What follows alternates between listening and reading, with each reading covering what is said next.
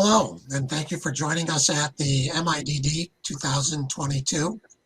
You're in the post-approval generic track, the panel discussion, and live question and answer session with a title of Pushing the Boundaries and Beyond. But before I introduce our panel, let me introduce myself. My name is Dan O'Connor, and I'm Director of Business Development with the Simulations Plus division, or what we refer to as Hollywood. A couple of housekeeping remarks and an invitation. Cameras are on for all of our presenters, as you can see, but we do take your privacy rights seriously. By attending this event or by participating in the question and answer session, you're allowing us to contact you for follow-up.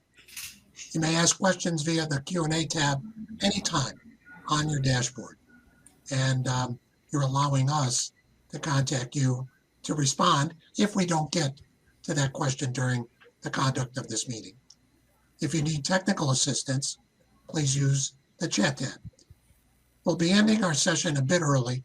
Originally it was scheduled for an hour, but we're going to go something about 40 minutes so that I might extend an invitation for you to join our closing keynote, which begins at 3 p.m.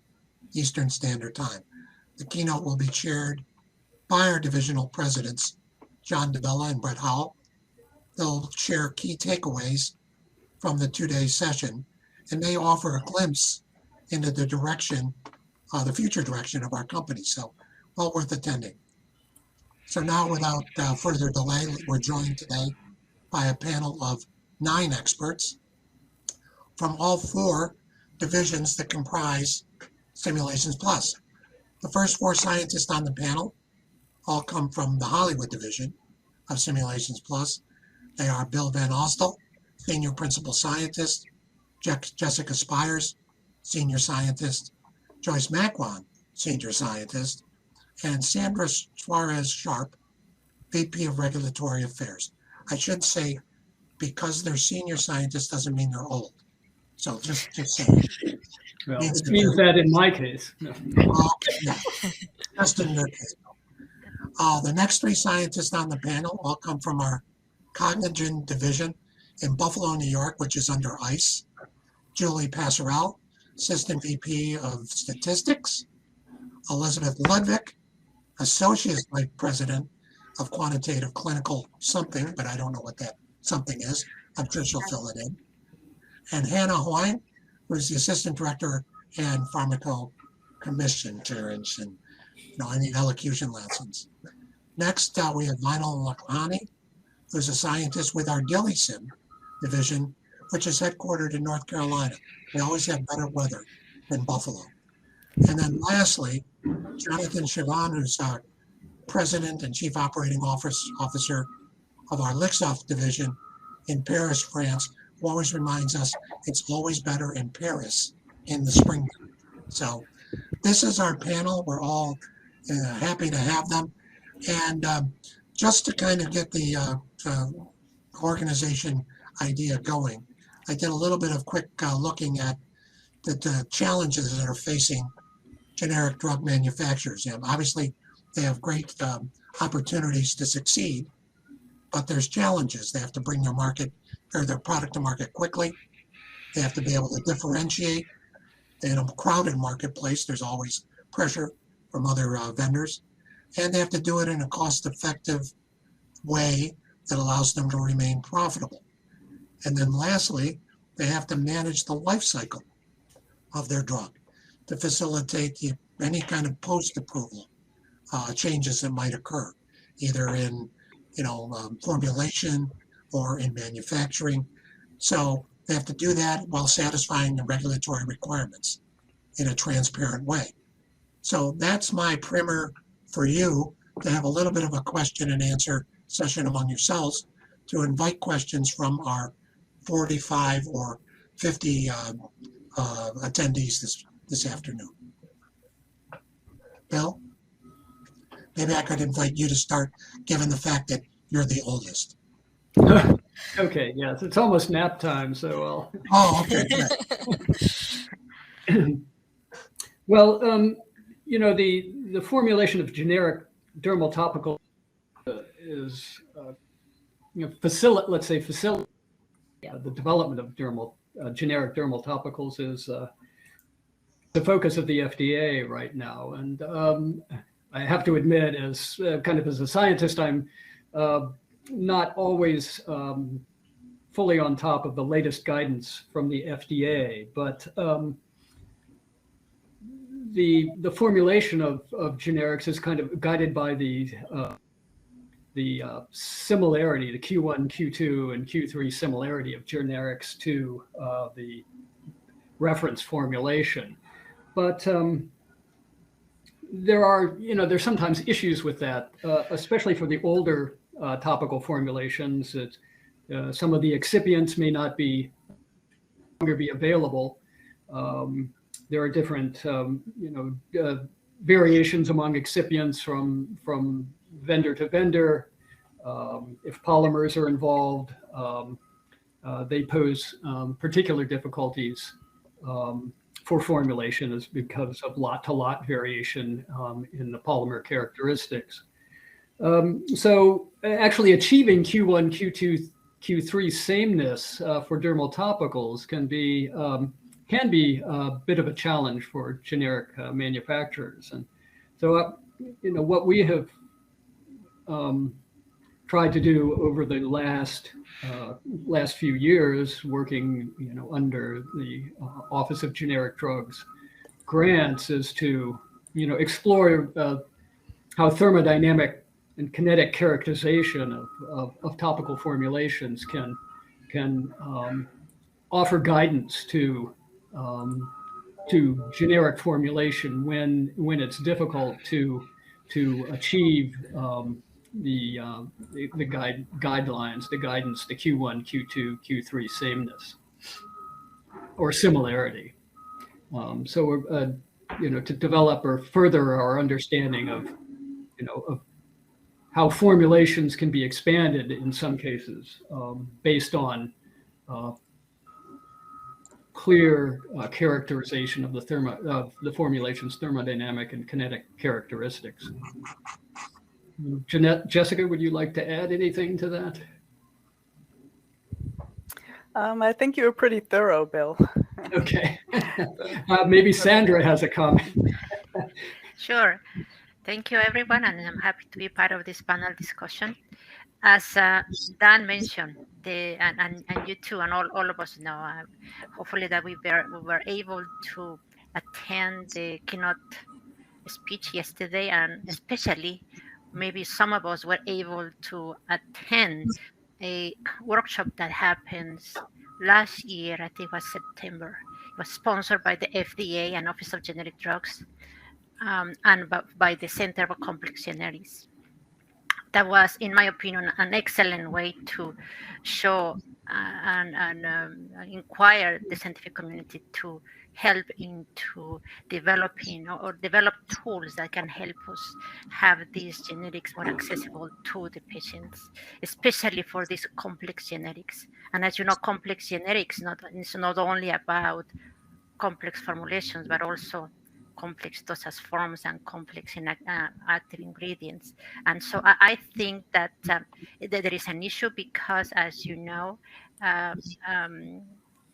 to approve a genetic that is complex, the agency, not only the FDA, but I'm thinking regulatory agents around the world, rely on what is called weight of evidence. And in many cases, that includes the conduct not only of PK studies, but also clinical studies, which really, underlines this issue about the problem of having complex genetics in the market.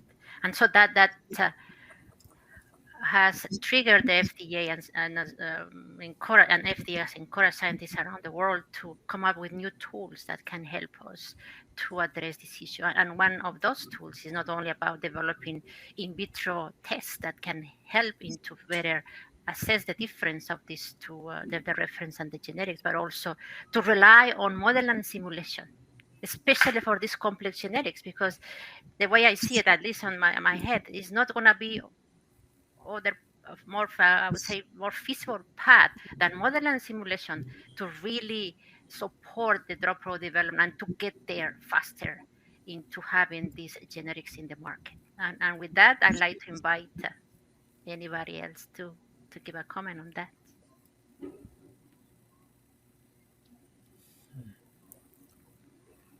So we're hearing now. Go ahead. No, I'm just saying maybe Jonathan. She said everybody's, picking the next speaker. Yeah, I think that's a very nice overview. I think two elements that also can be added is that everybody is focusing on the studies to make sure there is the bioequivalence or to make sure that the additional formulation or the evolution are good, but also how to understand and to predict the best condition to know if bioequivalence is not there and just not put everything on trash when there is no bioequivalence on that. How do we understand what's going on? Is it because that's the formulation is not good enough, because there are not enough patients, and have a global understanding on the full process, not only on purely the formulation, but how it is impacting the pharmacokinetics, how is it done using the clinical trial. It is also a key element to have a broad overview of what is bioequivalence, which is obviously the target of the drug manufacturer, but also not take a non-bioequivalence as a pure loss or pure defeat, but how do we learn from that? How we can understand is it just bad luck? Is it just how to make that, take this information into account to make a better drug or better formulation of the drug after all? And in addition to that, another key element also mentioned by the FDA for the generic drug is to how do we handle long-acting injectables, which is a key challenge, not necessarily for the drug formulation, but how do we put that in perspective of a clinical trial? Because in that case, what we are looking at half-life of a couple of months. So how do we make, if we make a classical clinical trial, the trial will have a duration of 1, 2, 3 years. What's going to be the drop-off, and how do we make sure, even if there is a bioequivalence, how do we make sure that we are able to manage a successful clinical trial with all the constraints in terms of dropout and everything, and make this kind of also drug available as generic and de-risking a little bit the clinical trial to make sure companies are comfortable to go toward this kind of drug. Yeah, if may I follow up on a comment, please? I think you raised an excellent point, Jonathan. And so in your mind, from the tools that are available, how could you explain, elaborate a little bit on how can we streamline that problem when it comes to having guiding the design for those clinical trials, the number of patients? What tools are there available that can help So there are several things that are available. First of all, if we look at if there is no bioequivalence on how to look at it, currently it's mainly done by purely non-compartmental analysis and calculation, which are basically metrics to say, okay, like an area under the curve, like metrics based on the data. If we put all the science that have been done before to say what is a population model, what can we predict on that, we are able to say, to have a better diagnosis on the clinical trial, how to design that, and to take into account the measurements error into account, and to say, okay, is that just bad luck, or is it just because with this formulation we have kind of double absorption or two-peak absorption, and to have a better understanding of a biological understanding of what's going on, what could be the difference, instead of just a red cross or a green check to say that's good and that's not good. So I do believe that with all the pharmacometrics tools that we have in-house, we have a very good opportunity to help the community have a better understanding between this trade-off, between these raw measurements with raw calculations saying yes or no, and to say, okay, how will you have an understanding of that to say how is the formulation going on?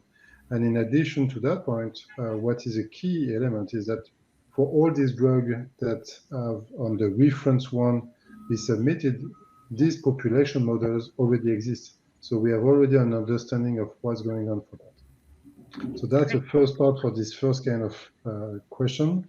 And for the long-acting injectable, that's basically the same. With the population modeling, we have basically the biosimulation tool to say what could happen and what's the variability across that.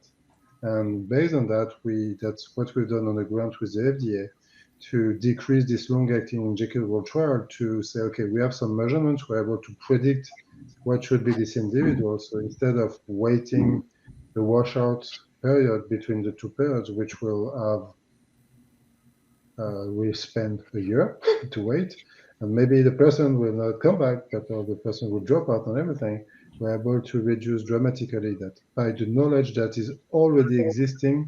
By applying this modeling and simulation technique, we're able to take the already existing information and put that in a better framework for better evaluation with no more or less additional cost.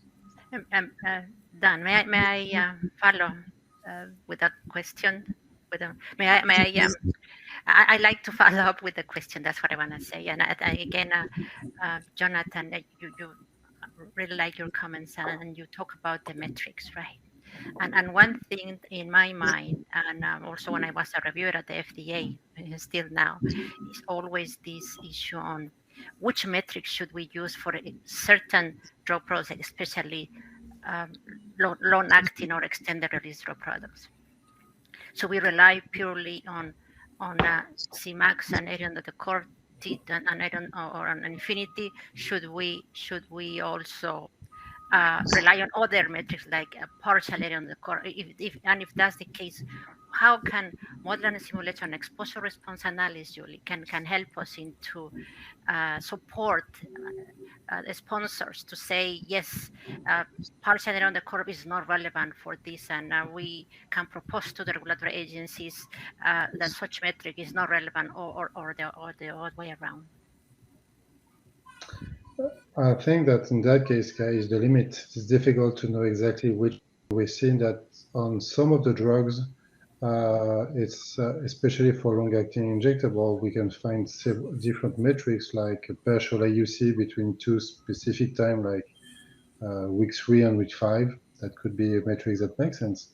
And also just to have a broader overview to say, if we have some specific model which was already developed in the literature for that, are the parameters significantly different from one to the other one if we are looking at different studies?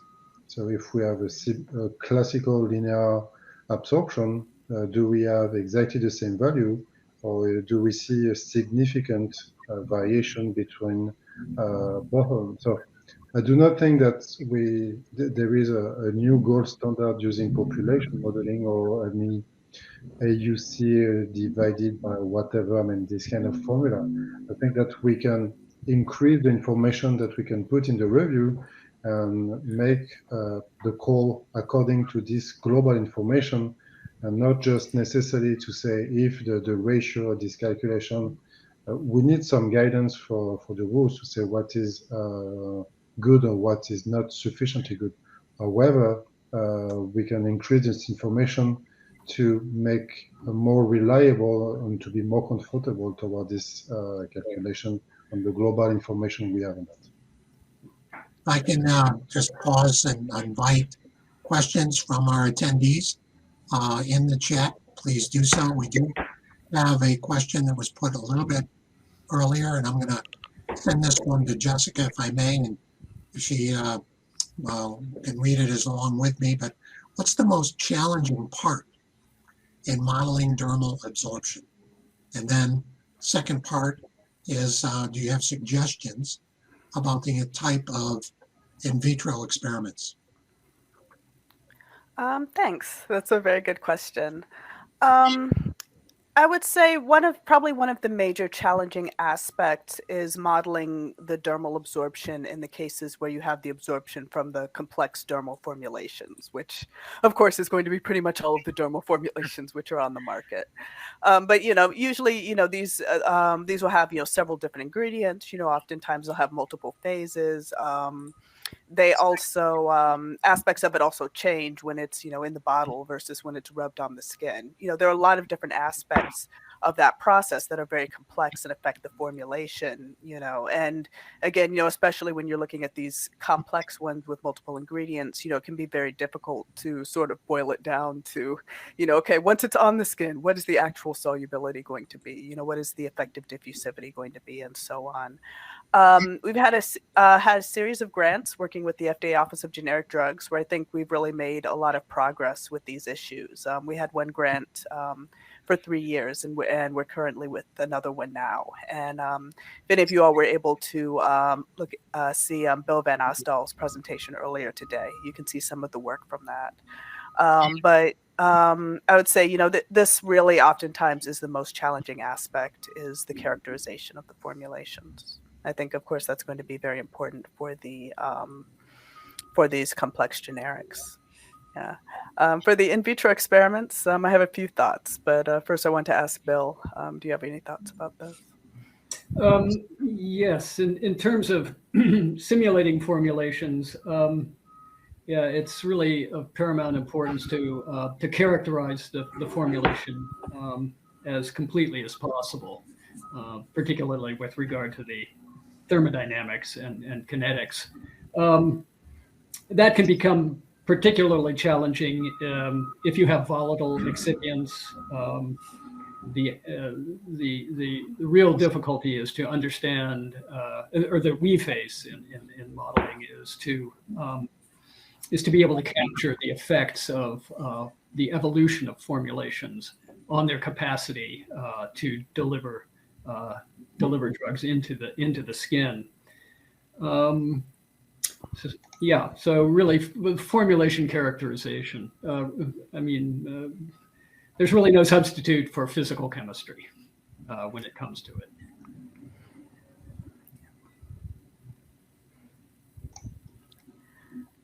You're going to answer the question about experiments, Jessica? Oh, yeah. So again, with kind of a focus on the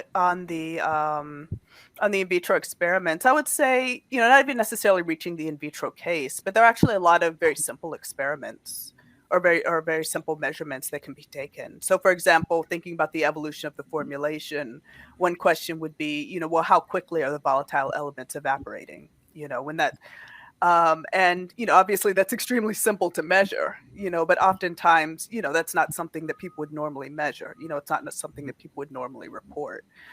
So, a lot of these very simple aspects, are things that can really improve the characterization of the full complex formulation. But of course, folks aren't even really thinking about, if my formulation evaporates in 20 minutes or 30 minutes, how is that going to affect my absorption? And yet that's something that can affect the absorption. So. One of the conversations I had with a company in recent past was not looking at formulation changes, but looking at delivery changes, in the sense that they're using some type of material or repurposing the way that they deliver an existing drug to make it a long-acting injectable or a long-acting. How does that influence what we have to do in modeling? Is it a formulation change if the delivery changes? Yeah, so that's actually, I think that's actually a very good point. And this is really a place where using modeling to explore different hypotheses can be very useful. As you mentioned, if there's a formulation change that doesn't significantly affect the delivery, then there's no need to do extensive testing on that type of formulation change. So something that you can do with these mechanistic modeling and simulations is you can look and see ahead of time. Is it going to make a difference? For example, how quickly my vehicle evaporates, or whether the solubility is going to change by this much. If you don't see a significant change in the simulation outputs, then know that probably this isn't necessarily going to be affecting the actual delivery and the actual absorption very much. And so maybe that's something that you don't need to measure, or that you can make a lower priority. So I think that that's a very important point, is that you can use modeling and simulation to identify, what are those measurements that I absolutely must take, versus, which ones do we think are going to be relatively less important.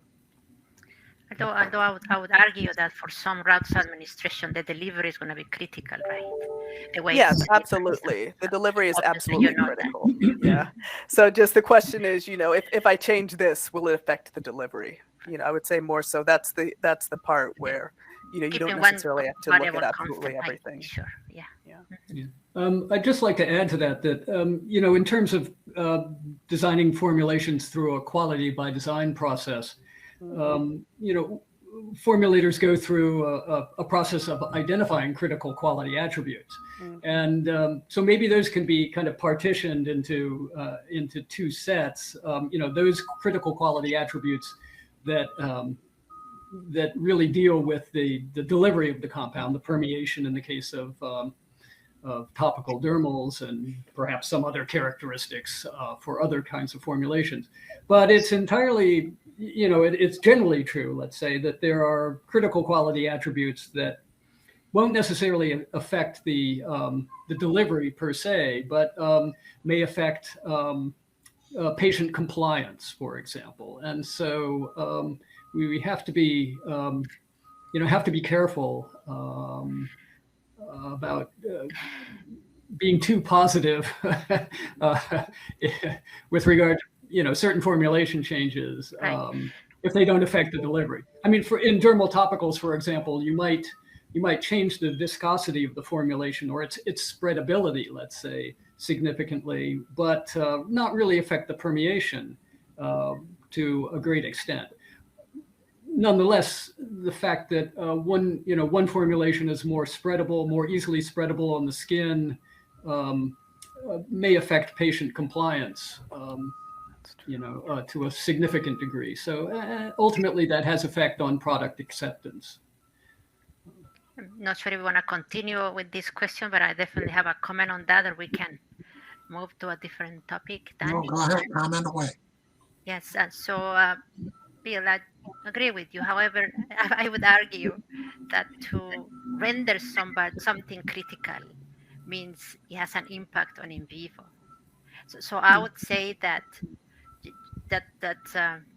in favor of modeling, right? That the model and simulation can help us determine the criticality of those variables, right? Early on drug product development, I would encourage companies to embark in building developing models that can help them make the decision whether that variable is critical or not, and use the right metrics. So early on, right there, yeah.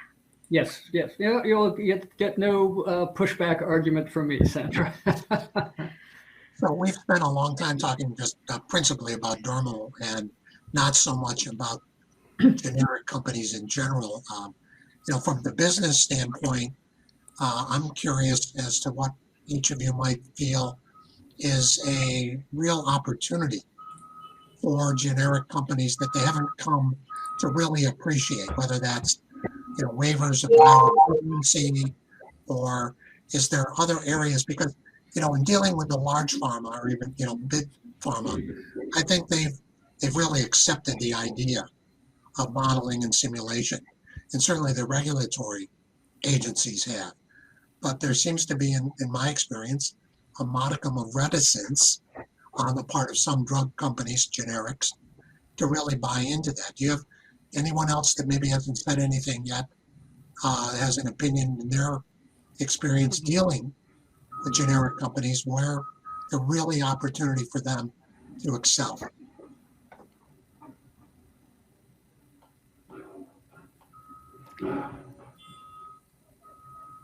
Do I have to call somebody by name? Come on, somebody who hasn't spoken. Well, I would say I can start that without offending nobody, right? That I think it had to do with education. We need to be educated when it comes to the potential, the possibilities, and embrace it. embrace it. And also it had to do with resources in many cases, right? So that people, or sorry, companies don't have the enough sufficient resources to accommodate for certain tools, for certain expertise. So I would say companies should make an effort to gather the right expertise and to train their people uh, to grow in this area. I would say. Yeah, I agree with you, Sandra. I think it's really important that we leverage, modeling and simulation with any compound, be it, a novel compound or a generic compound. You certainly could, perform bioequivalence, and if that's not a significant relationship, you could use modeling and simulation to figure out why. So I think there is an opportunity, in the generic frame of work to use modeling and simulation just like we do with a novel compound. I don't delineate them in any different way. I feel like it's the same. Yes, I agree. Actually, most of the small pharma, they look for the evidence, right? Because we know that this BPM and all the modeling tools, they're very powerful. But when it comes to the small generic company, they look for the evidence. What is the success, right? Okay, we put in the efforts. What is the success when we file the submission to the regulatory agency, right? So there is this gap, I would say, and I would encourage the regulatory agency, the companies, to publish their work. So that would inspire, the confidence in the scientist, to explore and to use this tool for the bio waiver. So that's, I think, I have seen based on my experience, that's the most critical thing, that people really look for strong evidence in order to use this tool. I agree, Joyce. Yes. Yeah, and just to add on to Joyce as an example, with DILIsym, I know I was part of a project. It was a small company, and I think they were pushed to us. Sometimes we're the cop. We have a model for DILIsym where we're analyzing the potential toxicity for a compound. So FDA sometimes points companies to us and says, do some modeling to figure out exactly what's causing these ALT bumps in like a handful of patients you've tested out. And the small company basically came to us kind of hesitant because they were forced to come here. But we helped them actually think through their compound and a little bit and figure out what kind of assays they needed to do in order to move forward. And so it was kind of helpful to sort of give them some confidence towards what next steps to take. And that was strictly from the modeling. And so that was like super helpful for them. Yeah. So, yeah. Areas, we have shown like a strong application of the PBPM or PBPK tool for, I would say, IR formulation, right? But some generic company, they also manufacture this complex formulation, as we were discussing, the dermal, long-acting, and those are still, I think, we are still learning, and enhancing the capabilities of this tool, as we understand more about this complex formulation, and we put in more functionality and show the success getting the bio waiver. I'm sure that most of the companies would be really interested utilizing this tool. How is your experience with companies wanting to take a drug that might be approved for one population, adult, for example, and then maybe migrate it to adolescent or a disease state? Have you had any experience or any interaction with generic companies that have tried to do that?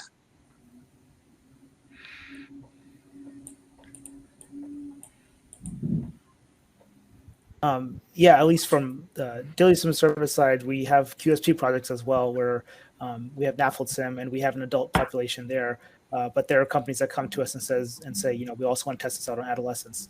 And so we will adapt those sim pops and change the parameters in a few of the equations. And we can create an adolescent sim pops to see the efficacy there.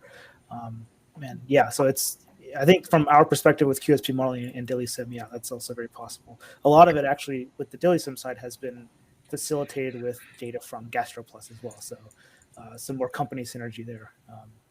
Yeah. From your chair, Jonathan. We have not seen a lot of of generic companies doing that. We've seen exploration of people who have already their compound to know what could be done in other population, but not necessarily people grabbing a drug, approved drug, to put that on another population.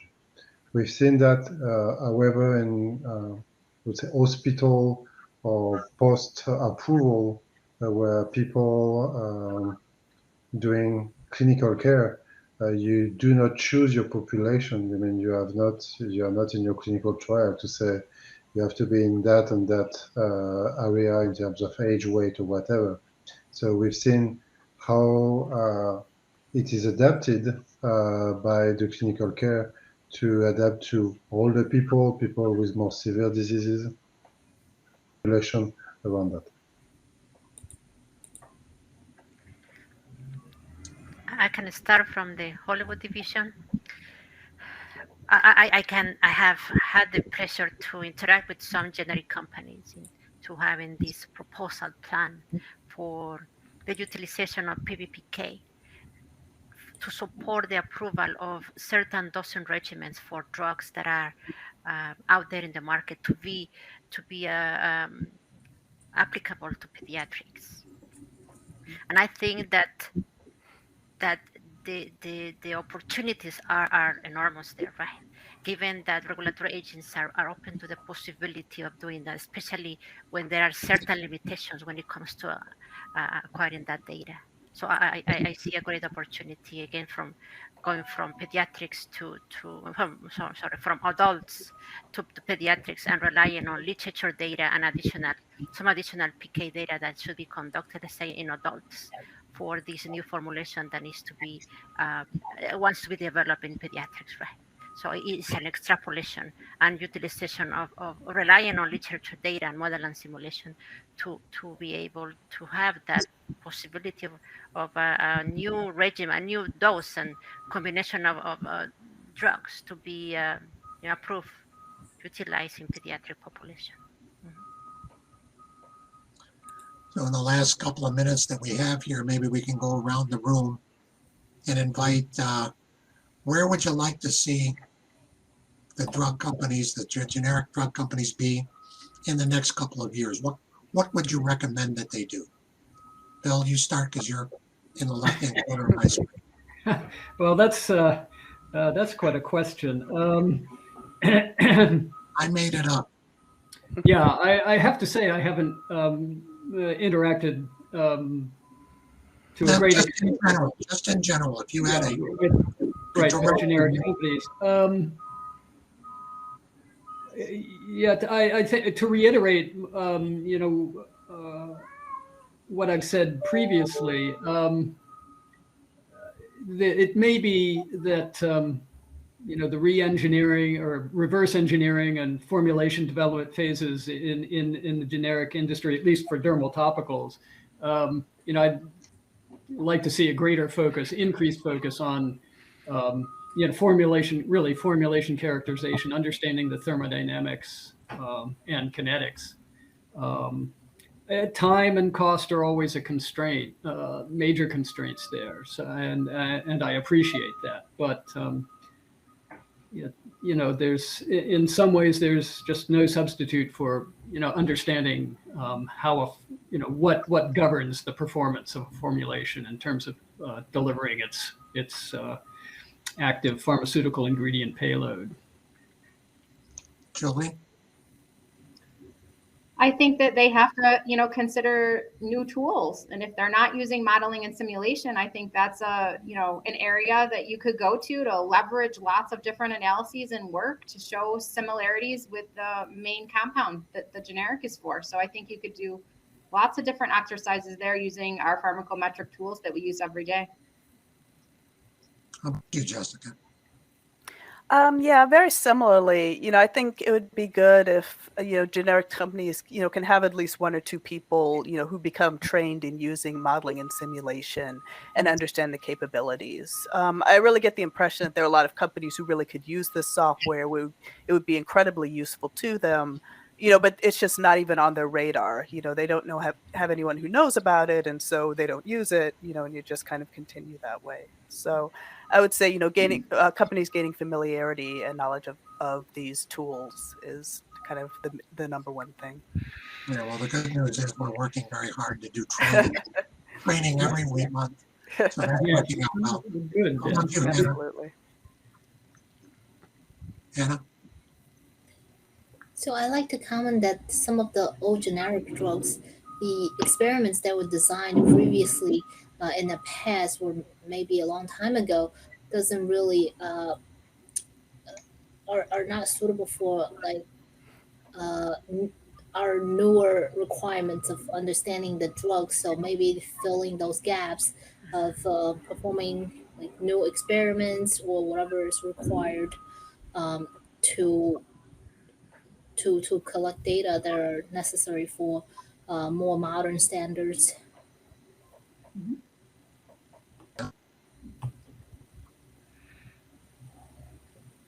I think Jessica and Hannah said the same. Kind of adding to their points from earlier, you can really use modeling to interrogate what experiments you need to do and in the future. So with QST, oh, we can pin down this is the mechanism we need to study. This might be the reason. This is the thing you should do.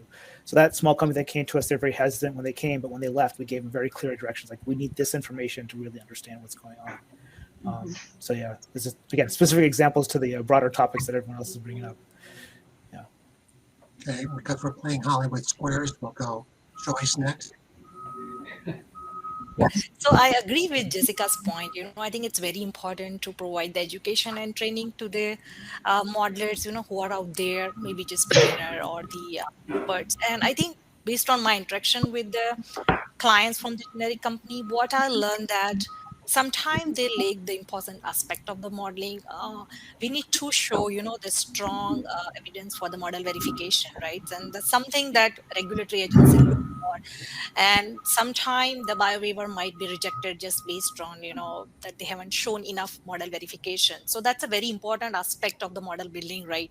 And these for generic compound, they are well characterized, they can find several data in the literature. So I think they should focus on this data and build a very robust baseline model, verify the model, because that's a very important aspect even before they apply the model for the specific application. So that's something that I learned from the interaction with the clients from the generic company, that they should really focus on this aspect for the modeling and simulation. Sandra? Sure. I'm just going to reiterate that this has been mentioned before. But again, my suggestion would be that generic companies, and not only generic companies, any company, embrace, implement the model and simulation as early as possible in drug product development to guide formulation selection, to streamline the drug.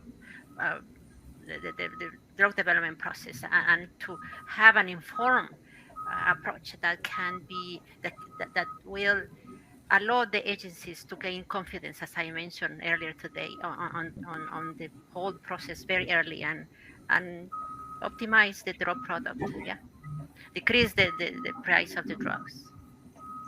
And I agree with Sandra, that most of the company, they really look for, submitting the application to the regulatory agency and supporting. Of course, that's the ultimate goal. But as Sandra said, if they can start implementing this tool from the beginning, it can help us to speed up that formulation design, right? They can understand more about the quality of the product and the clinical performance, right? So they can save a lot of time. So it's not just the regulatory submission aspect, but internally, they can speed up the process for the formulation optimization. So that's a very good point that Sandra raised. in the last minute, we can see that Jonathan has turned the lights out. He wants to go to bed, being that he's in Paris. What time is it, Jonathan? It's gonna turn 9 p.m. Time to have dinner sometime. Okay. We are a global company. What's your concluding remark? So I'm pretty aligned with everything that was said to empower the modeling and simulation and to try to educate people to say, okay, what makes sense? But that's also work that we have to do to convince them of the value of it, to bring more value to what they've done with their experiments, and how we can help these companies to use this information in the framework of modeling and simulation, and just to explain to them what is the value and why it makes sense to do so, what information we can do, because that's a different culture, different things that they are not obliged to look at from a regulatory point of view. And if that's not an obligation, they are not looking at with a good way, because it's not time well spent if we do not show the value of how we can simplify, increase the process associated to that. Right. Well, thank you very much. We've reached the end of our time. And I just want to thank everyone for participating. If there are additional questions or answers that we may provide, please don't hesitate to share those. And then again, extending an invitation that you might join us for the keynote, which follows immediately. So thank you very much. Thank you, panel. Have a great rest of your day. Thank you. Bye, everyone. Bye bye. All right, thanks, Dan. Bye.